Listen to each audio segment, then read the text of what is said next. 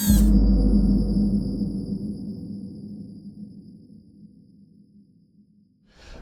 morning, everyone. Thanks for everyone joining in for second day here at ETT. Thanks to Jerry and the team for sponsoring the event and doing all the necessary work to organize the event and the social hour. Had a good time last night. Appreciate that bourbon. It was really good last night. So enjoyed myself. Not too much, but just enough to make a difference. Probably true. It tasted better than the soda. Anyway, my name is Matt Burns, Director of Technical Marketing at Samtec. I always love coming to ETT because I always feel that it's a nice kickoff to the trade show schedule that Samtec participates in. Samtec obviously is very active within the standards arena. You know, my colleague and friend Dave Givens has been active in VITA and several of the standards we're going to talk about. You know, Rodney Doss, where's Rodney at? There you are. Rodney's new to our team. I'm getting involved more and more, which is probably scary, but we'll leave that commentary for another time. So far through the presentations yesterday and today, we've learned a lot about VITA. And we're going to touch a little bit about VITA in our presentation today, but wanted to take more of a holistic viewpoint of what Samtec sees within standards, when especially it comes to high performance, small form factor, open standard SoMs. We talked a little bit about QMC VITA 93. We'll touch on that a little bit from our perspective, but we want to look at some of the things that are going on in PICMG, some of the things that are going on in PC 104, as well as VITA and some of the other standards bodies that we participate in. So just a 15 to 30 second commercial about Samtec. We're a privately held high performance interconnect provider. We've been in business for close to 50 years. We're headquartered right outside of Louisville, Kentucky and New Albany, Indiana, but we're a global company. You know, we have 40 locations in dozens of countries around the world. We do business in 125 countries, either directly or through our global distribution network. Our business focus is sudden service. What does that mean? We work with our customers, we work with our partners. We try to understand the technical challenge, the business challenge, whatever the challenge they have, and come up with a win-win solution that's equitable for them and for us. And that commitment to service has defined who we are throughout our entire existence, which enables us consistently to be ranked #1 connector manufacturer in the annual Bishop rankings, which we're very proud of. You can see also very briefly that we tend to grow faster than the industry. We're smaller compared to some of our esteemed colleagues here in the room, which enables us to grow faster. And you can see we have a very diverse market that we serve. No one market defines who we are, but we have our fingers in just about everything. So with that, what are we seeing in the system on module space? When you look at this slide that I put together, and I have to give credit to Dave Givens. I stole a lot of this off a slide, an internal training that he had internal to Samtec last month. But I think this slide really encapsulates what we're seeing, not only on the embedded ecosystem, but we see in the larger technology ecosystem as well. Artificial intelligence. If you've been sleeping under a rock for the last 5 years, maybe you haven't heard of it, but everybody is aware of the disruption that AI has posed, not only in the data center, but more and more in embedded, more and more at the edge. One of the terms I've heard about, or that I like to use, is the intelligent edge. Talking with a few people here, what does that mean? Well, okay, there's NVIDIA GPUs and all sorts of AI accelerators in the data center, but as we see in our presentations today, just thinking about what New Wave put up, you need AI to handle all of these high performance compute processes. And as AI becomes more ubiquitous, imagining that is, it's going to continue to influence what goes on in this room and within standards bodies. How that plays out, we'll see. I think there's a lot of things that are happening right now, but we'll continue to see more. This was touched on, I think, in general too, throughout the presentations yesterday and today. When you look at processing engines, acceleration platforms, it's not uniform. You know, maybe 5 or 10 years ago, embedded processing was all about x86. FPGAs, you know, they have their niche solutions, maybe in video or data acquisition. But now there's almost application-specific, vertical-specific processing solutions to enable the OEM to design their system as needed. So from a design perspective, that's good, but it does provide new opportunities, new challenges. And kind of combining one and two, when you look at artificial intelligence and you look at XPU technology, it's just a matter of time before we start to see the massive adoption that in embedded. Is that going to be in 2025? Maybe to some degree, but over the second half of this decade, I think that will be more of a trend. Smaller form factors. Samtec always likes to say we make things faster, smaller, denser. And we see that throughout the embedded ecosystem. We've talked about VITA 93, the QMC. We've talked about VITA 90, VNX, which we'll touch on here in a few moments. Commercial space, love them or hate them, Elon's changing the world. And we see competitors to SpaceX that are happening not only here in North America, but globally. So that is going to influence how systems are architected. That's going to influence how we communicate. That's going to influence our day-to-day life, not only as a user, but also how we defend ourselves and how we architect systems, both for the commercial use and for non-commercial use as well. Similarly, optics, high-speed communications over long distances, copper just can't handle it. And when you think about the SWaP benefits of optics, that speaks for itself. So we're seeing those trends influencing embedded ecosystems, and we're starting to see that influencing SoMs. Machine vision ties into the AI and the optics version as well. And then one area I don't think we've covered at all, we've talked about a little bit so far here at ETT, is transmission protocols. When you think about core communications with any embedded system, Ethernet, PCI Express, DDR, these continue to get faster. They're continuing to use more complex encoding schemes.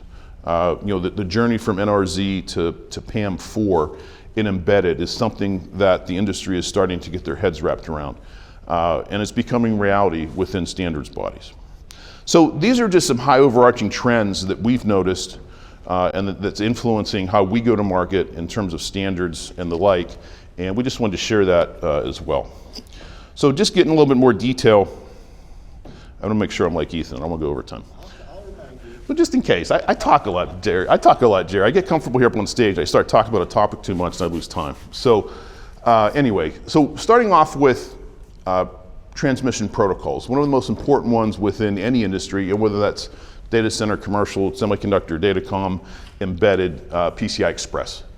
So Samtec is heavily involved within PCI SIG. That's an adjacency for this conference, but the work that PCI SIG has, it has tentacles in so many areas of the high technology ecosystem.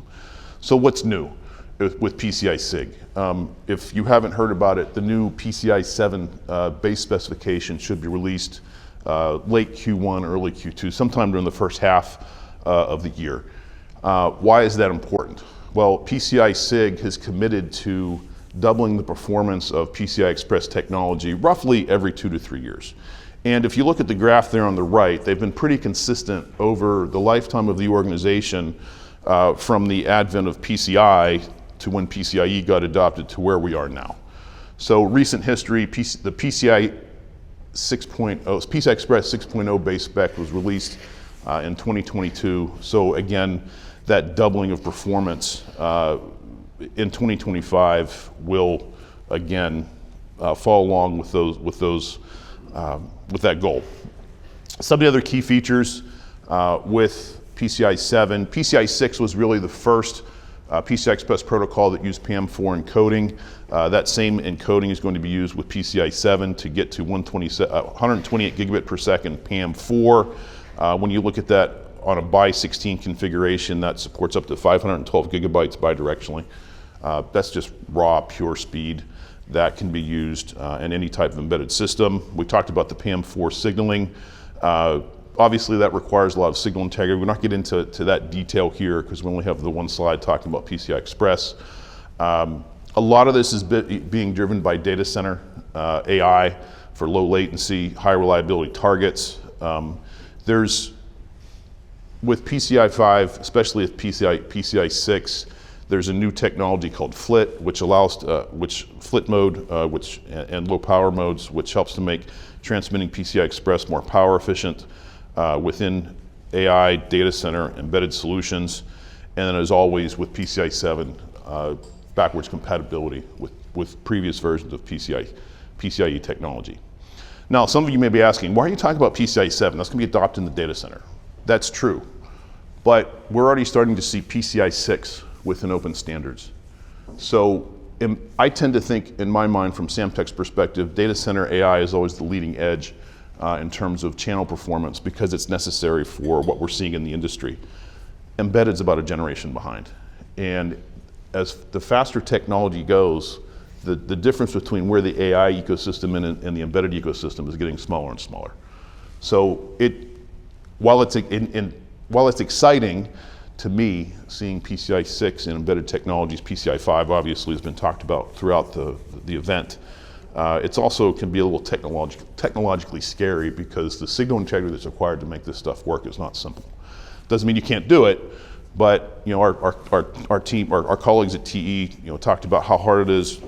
We are actively involved, and it's going to continue to influence how SoMs are designed, how SoMs are specified, the interconnect that's used, the channels that are built, and all to enable faster throughput, faster data.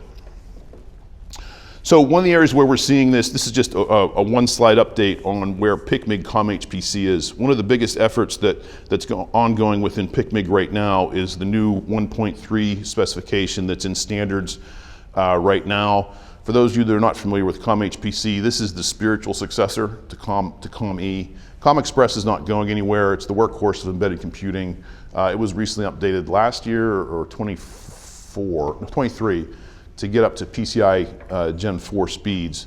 But for higher performance that's needed in so many embedded applications, a new platform was really was needed. So COM-HPC, computer on module for high performance computing, it's really server grade performance at the edge. It's a two-board architecture using a SOM. There's hooks within the standard to allow for efficient thermal relief. Some of the updates on the 1.2 spec, which was released last year, a new COM-HPC Mini, which mimics the COM-E form factors, lower power budgets, and then rugged, thinner profiles, on the spacing between the SOM and the carrier card for panel PCs.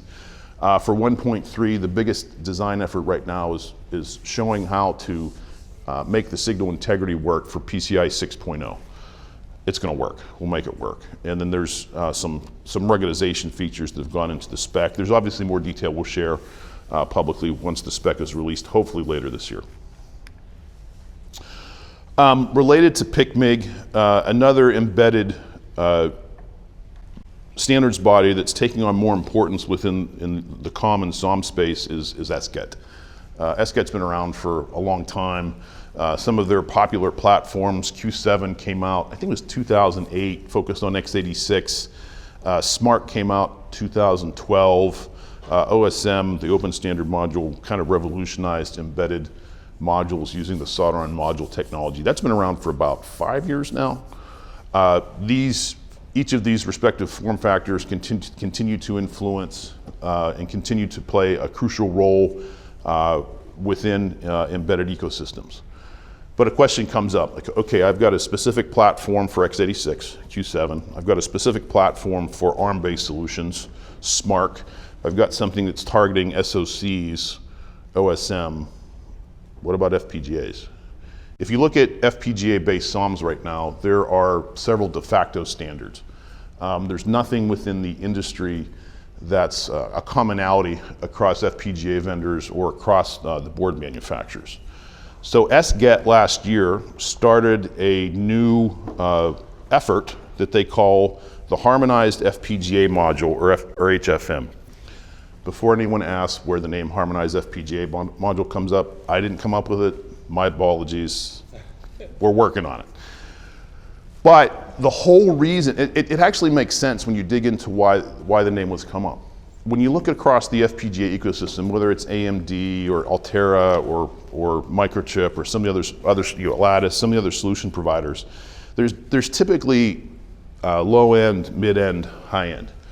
And how you design a system for a small to low end, mid end part versus a high mid end, high performance part is different. There's higher speeds, there's bigger FPGA, there's bigger ICs, there's power, there's thermal. So there was really a necessity to come up with a family of module sizes that would support both low end as well as mid end. So the team that got together to launch HFM really is focused on two things. One, let's create a solderable HFM, S.HFM, that uses the OSM system on module technology that allows for reliable security, improved SI, space efficiency, and simplified manufacturing for low-end next-generation FPGAs from the providers we talked about. But let's also make that scalable so that you can use the same design methodology, the same design focus on the solderable HFM all the way up to a connector-based HFM, or C.HFM as they call it. That way, the same design hooks that you put in for the smaller modules can be used on the larger modules, but also allow for flexibility, scalability, extensibility, moving from one platform to the next. Using the connectorized approach also allows for prototype to production, as we see with so many SoMs, simplifies the supply chain, stock management, and the like, and provides for cost savings. So these efforts started about a year ago, February of last year. They're still ongoing. The goal is to have a larger announcement on the status at Embedded World coming up in March. Everything I'm sharing with you right now is obviously publicly available on the SGeT website. We're excited about it because we see, Samtec sees this as a whole within the standards-based SoM ecosystem, and we're excited to see where this goes. PC104, we were talking with John McHale a little bit yesterday, and he said, PC104, I thought that was dead. Well, maybe it's on life support. It's been around for a while, don't need to go into details about it, but I put these up. I put these slides up, which were part of a webinar I did on SoMs a couple years ago. And the key point I want to take away from these two slides with PC104 is that PC104 kind of revolutionized the idea with having pluggable modules. Instead of using solder or using a surface mount process, you can really literally stack your system on top of each other using stackable connectors, whether that was PC104, PC104 Plus, or PCI 104 Express. So the question comes up, what's new? Well, PC104 is not dead. And thanks to my colleague and friend, Dave, I'm giving you all the credit, man, you deserve it. Dave Givens, him and the team at PC104 have really reinvigorated some of the standards that are coming out of the organization, but they're taking advantage of the legacy. The stackable SoM approach with this new standard called UXV35. UXV obviously is short for the various unmanned vehicles, whether that's surface, ground, air, and the fact that the connectors that have been designed for this new platform are a total of 35 pins. It takes advantage of the old PCI 104, 104 signals, 35 signals. You guys can see the parallelism there. So some key features of this standard: compact footprint, stackable bus architecture, plug-and-play extensibility. The entire goal of UXV35 is to localize manufacturing of drones, whether those are used in defense applications or as first responders. Most of the low-cost disposable drones that you get are available from overseas. By localizing that here in North America, the DoD and other governmental agencies are really behind this spec, and they really want to foster a cottage industry using a modular platform targeting low-cost drones, open source, et cetera, et cetera. I'm only briefly introducing this, but if you have more questions and more details about UXV35, really Dave Givens is our man to contact. We do have a flyer here and we've discussed this in more detail when talking with the editors so far, and we'll look forward to doing that later today. VITA 90, we are super excited about the potential and the opportunity that VITA 90 brings. This is so close to being finalized. I know we've been talking about it, and ecosystem's been talking about it for a long time, but all the standards, VITA 90. The base spec 90.0 up to 90.5, 90.4 are out for ratification. The key point here is the fact that there's an entire ecosystem of interconnect that supports high-speed optical and RF. There's also a ton of variability in terms of the amount of RF channels that we can support, anywhere up to 16 RF channels using either 50 ohm or 75 ohm impedance. There's a size 16, there's a size 20. It can support RF frequencies up to 90 gigahertz with 90 dB of isolation.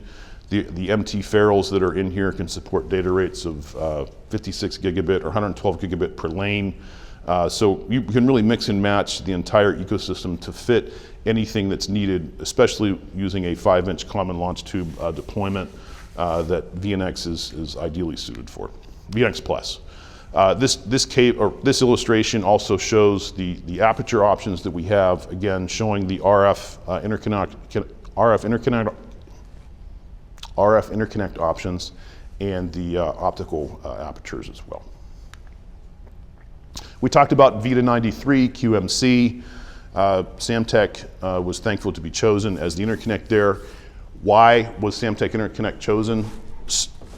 Like I mentioned earlier, smaller, denser, faster. Our Accelerate HD supports PCI 6 data rates. It's a 0.635 millimeter pitch. It has various stack heights to support what QMC went after in terms of the applications that were so eloquently detailed yesterday that I don't have time to go over. But we're really excited to see where QMC goes, and we're really excited to see the analogous FMC ecosystem that QMC hopefully creates. So key takeaways, we've shown in this presentation, Samtec has a large portfolio of interconnects ideally suited for SOM development, whether that's the board-to-board connectors that we touched on, our high-performance RF, or our high-speed optics. We also have a team of SI specialists, optical specialists around the globe that enable design of these systems. For more information on our applications, you can visit our website or email us with any questions.